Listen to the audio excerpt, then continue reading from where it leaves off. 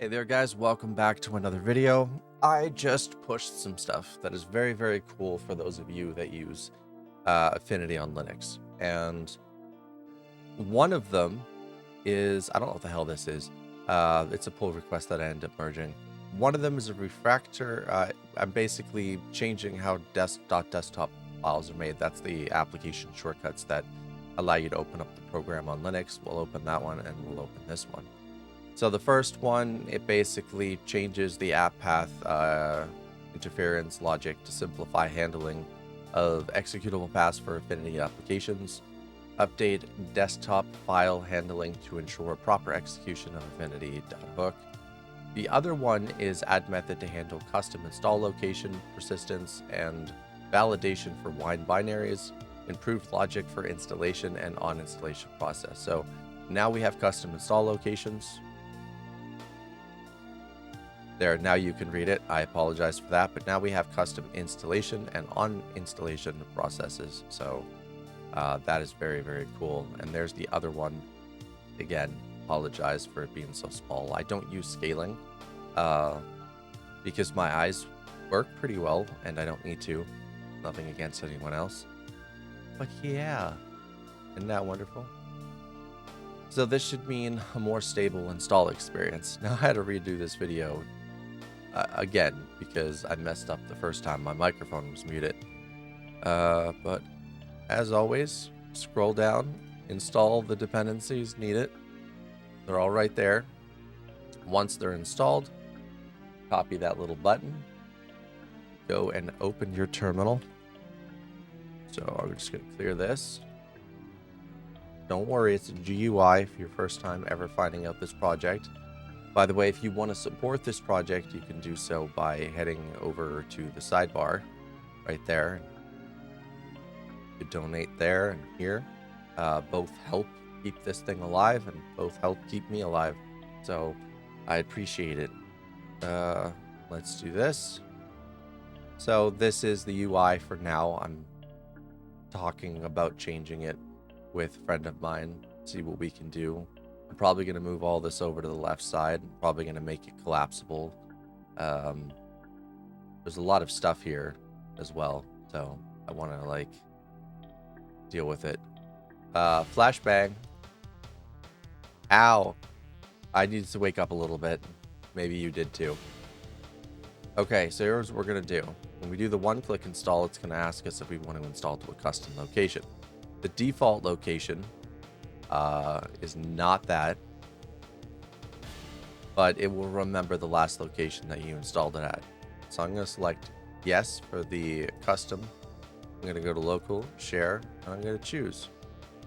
And then it just continues on like you normally would. Just like this. Boom. Caching other wine versions. I also put in a backup, a fallback, in case the Wine-TKG for some reason does not work on your system, which again is rare. It has to be a really janky broken system for it not to work. And I'm not saying that to be rude, I'm saying this to be truthful. openSUSE tends to have a problem with TKG Wine. I don't know why. I've tried it in a virtual machine, just did not want to work. So that's kind of annoying. This seems to be doing its thing. Anyway, I think I've gone over all the information that I need to about this.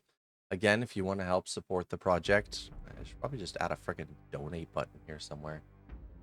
You could do so on the side right here, sponsor the project. Okay? And we're going to wait for this to finish and I'll be back. All right, guys, and with that, we are at the very end, currently doing the installation.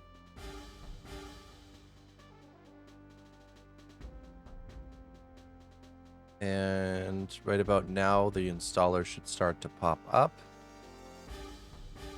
You can do it. I ended up adding a few extra things, by the way, precautions. So when the GUI opens, it's automatically going to kill Wine server, Wine devices.exe, and Wine tricks. That way, it will always ensure that the setup with Wine tricks will continue and everything, the installation will do what it has to do. Where's my mouse gone? Odd. Okay, so the installer is here somewhere. I hate when this happens. All right, give me 1 sec. There's toggle floating. Aha! Here we go. Ignore and install. Sometimes Hyperland doesn't play very well. All right, and it's installed. Now it's got to do its thing, which of course is configure OpenCL. I will remind you, if you are on AMD, OpenCL is not exactly the best thing for you, due to the fact that it just has weird artifacting for most people. It's completely not very well complete, unlike with NVIDIA, so just try to remember that. It's not something I can fix. I don't have an AMD GPU. I have an APU, but again, that is extremely limited compared to the full-on desktop GPU that most people have. So, yeah, I just thought I'd let you know that once again. And I think that's it. It's done. Just like that. And we can just close it out, and I can go and open it up. And there it is. Okay, well, we're doing that monitor thing again. So I can go to settings, machine learning. I can turn on this thing here. Model context protocol. Oh, that's nifty. Performance. I got my OpenCL enabled. And yeah. So that's it. Thank you guys for watching. I hope you enjoyed these little fixes. They should mean better stability overall, especially for openSUSE. Anybody running a laptop that has 2 graphics cards, an iGPU and a DGPU.